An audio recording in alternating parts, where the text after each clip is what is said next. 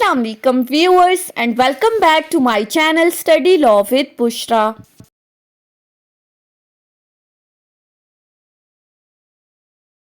So we were discussing Civil Procedure Code 1908. We have discussed up till section 54. In this video we are going to discuss section 55.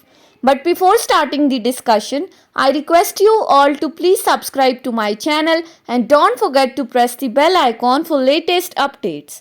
Do share this video with your friends and don't forget to comment your feedback. So let's move towards the discussion.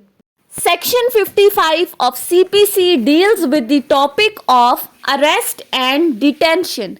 अब ये किन लोगों के arrest और detain करने की बात की गई है? हम डिस्कस कर रहे हैं topic of execution of the decree.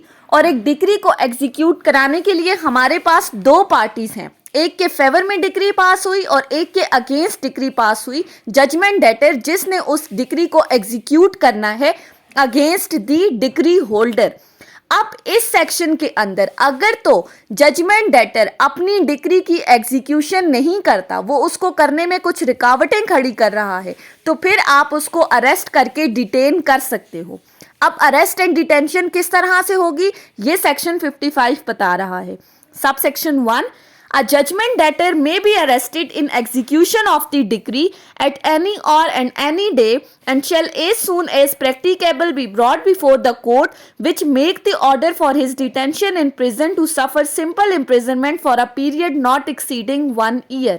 Sub section 1 कहता है कि अगर तो जजमेंट डेटर डिक्री की एग्जीक्यूशन नहीं करता तो ऐसी सूरत में कोर्ट के पास ये पावर है कि कोर्ट किसी भी वक्त और किसी भी दिन उस पर्सन को अरेस्ट करने का ऑर्डर दे सकती है और अरेस्ट करने के साथ साथ उसको डिटेन भी कर सकती है। उसको डिटेन किया जा सकता है प्रिजन के अंदर, जेल में कितने टाइम पीरियड के लिए?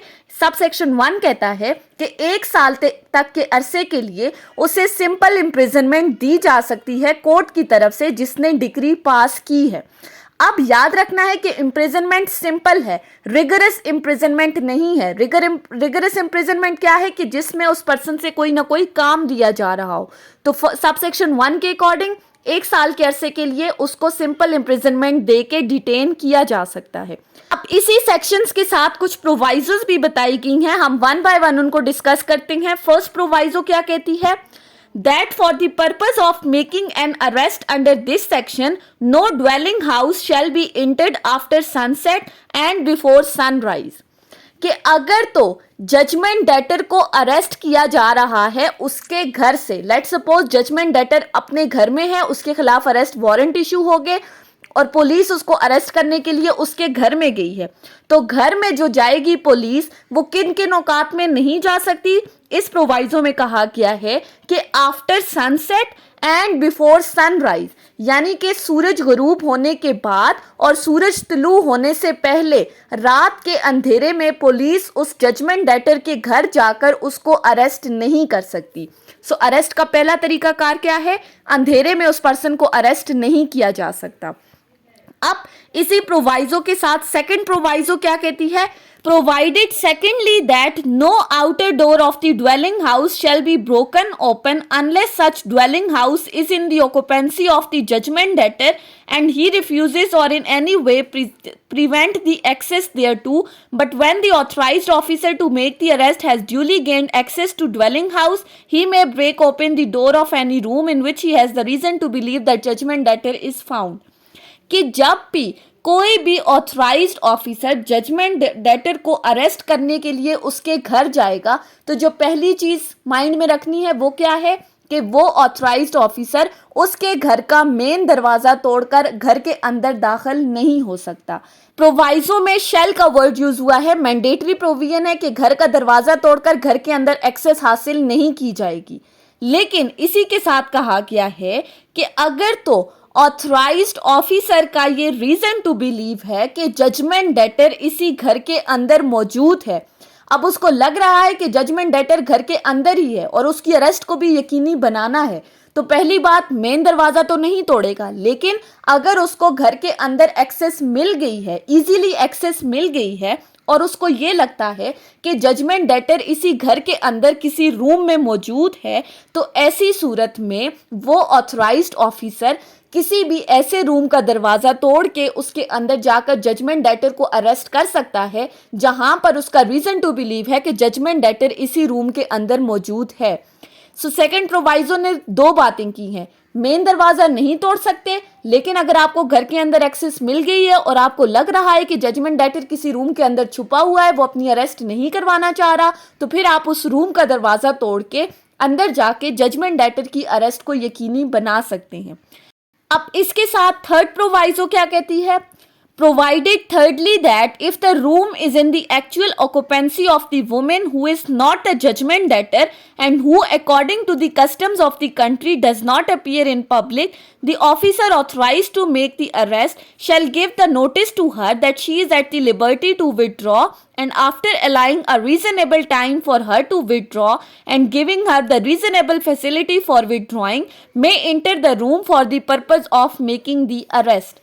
अब इस प्रोवाइजो में बेसिकली पर्दा नशीन लेडी को डिस्कस किया गया है, यानी कि आप अगर जजमेंट डेटर को अरेस्ट करने के लिए जिस घर में जा रहे हैं, अगर उस घर में कोई रूम है जो किसी विमेन की ऑक्यूपेंसी में है, लेकिन वो विमेन जजमेंट डेटर नहीं है और उस कंट्री का कस्टम ये है कि किसी भी विमेन को पब्लिक में नहीं लाया जाता, तो ऐसी सूरत में उस जजमेंट डेटर को अरेस्ट करने के लिए ऑथराइज ऑफिसर इस विमेन को एक नोटिस देगा कि वो रीजनेबल टाइम पीरियड के अंदर इस रूम को खाली कर सके ताकि जजमेंट डेटर की अरेस्ट को यकीनी बनाया जा सके।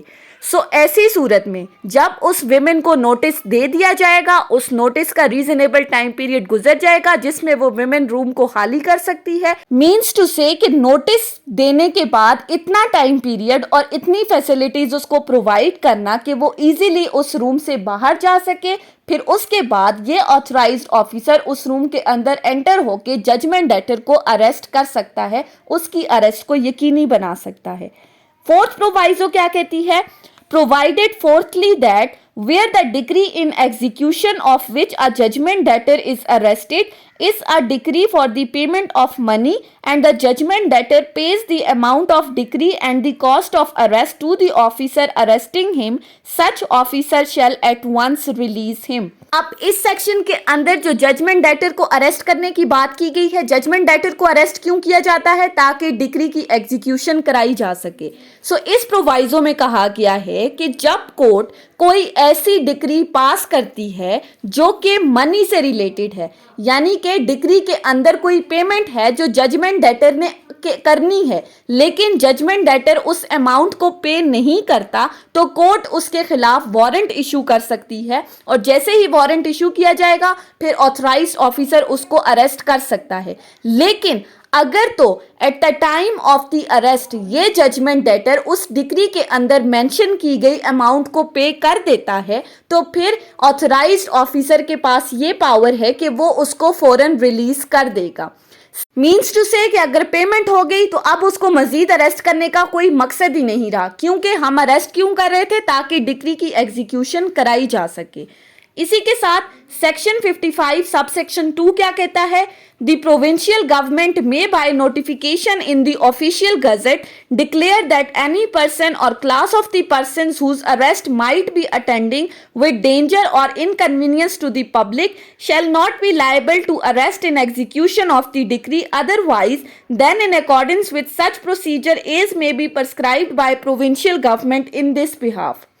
अब इसमें कहा गया है कि अगर तो प्रोविंशियल गवर्नमेंट अपने ऑफिशियल गजट के अंदर कोई नोटिफिकेशन जारी करती है और उसमें लिस्ट ऑफ पर्सन्स बता दिए गए हैं कि इन लोगों को डिक्री की एग्जीक्यूशन की वजह से अरेस्ट नहीं किया जाएगा, यानी कि अगर आप ऐसे बंदों में से किसी एक को भी अरेस्ट करते हो डिक्री की एग्जीक्यूशन के पर्पस के लिए, तो ऐसी सूरत में उनकी अरेस्ट की वजह से पब्लिक किसी तरह की कोई स्ट्राइक कर सकती है, कोई हंगामा हो सकता है, दंगा फसाद हो सकता है, मुल्क में किसी तरह की कोई इनकन्वीनियंस हो सकती है, क्योस की सिचुएशन पैदा हो सकती है, तो फिर इन लोगों को अरेस्ट करने के लिए प्रोविंशियल गवर्नमेंट जो भी प्रोसीजर बताएगी, या तो अरेस्ट से रिलेटेड या कि डिक्री की एग्जीक्यूशन उन लोगों से किस तरह से करवाई जाए, तो फिर उसी प्रोसीजर को अडॉप्ट करते हुए उन लिस्ट ऑफ पर्सन से डिक्री को एग्जीक्यूट कराया जाएगा। सबसेक्शन 3 क्या कहता है? A judgment that is detained in prison under subsection 1 shall not merely by reason of undergoing such imprisonment be discharged from his liability under the decree, but he shall not be liable to be rearrested under the decree in execution of which he was so detained in prison. Subsection 3 कहता है कि judgement debtor को arrest करने के बाद prison में detain करने की बात जो सबसेक्शन 1 में की थी कि जजमेंट डेटर को 1 ईयर के लिए अरेस्ट किया जाएगा और सिंपल इम्प्रिजनमेंट दी जाएगी उसको प्रिजन के अंदर। अगर तो ये 1 ईयर का टाइम पीरियड गुजर गया, जजमेंट डेटर ने अपनी सजा पूरी कर ली 1 साल की, तो फिर आप दोबारा उसको मजीद टाइम पीरियड के लिए अरेस्ट नहीं कर सकते। सिंपल सी बात है, ये नहीं हो सकता कि एक बार उसको अरेस्ट कर दिया, सजा पूरी हो गई तो आप दोबारा अरेस्ट कर सकते हैं। लेकिन इसी सबसेक्शन में कहा गया है कि जजमेंट डेटर के ऊपर जो लाइबिलिटी है डिक्री की एग्जीक्यूशन से रिलेटेड, चाहे वो डिक्री के अंदर पेमेंट ऑफ मनी की बात की है या किसी भी तरह से डिक्री को एग्जीक्यूट करने की जो जिम्मेदारी उस जजमेंट डेटर के ऊपर है, उससे उसको डिस्चार्ज नहीं किया जाएगा। सजा होने का मतलब ये नहीं कि वो अब डिक्री को एग्जीक्यूट नहीं कराएगा। सजा इसलिए दी गई है ताकि वो डिक्री की एग्जीक्यूशन करे। सो मीन्स टू से इस सबसेक्शन के अकॉर्डिंग उस जजमेंट डेटर के ऊपर लाजिम है कि वो अपनी इस डिक्री की एग्जीक्यूशन को फुलफिल करे। सो ये थी हमारी आज की डिस्कशन सेक्शन 55 के ऊपर, जिसमें हमने अरेस्ट एंड डिटेंशन को डिस्कस किया कि जजमेंट डेटर को अरेस्ट करने का क्या प्रोसीजर है और उसको डिटेन कब किया जाएगा, कब आप उनको अरेस्ट नहीं कर सकते। ये सारी चीज़ें हमने डिटेल में डिस्कस की हैं। सो आई होप कि आपको ये लेक्चर समझ में आया होगा अगर आपने इस वीडियो को अटेंटिवली सुना है तो। सो अगर आपको ये वीडियो अच्छी लगी है तो इस वीडियो को लाइक करें, कॉमेंट करें और चैनल को ज़रूर सब्सक्राइब करें। Thank you so much for watching this video. Till then, Allah Hafiz.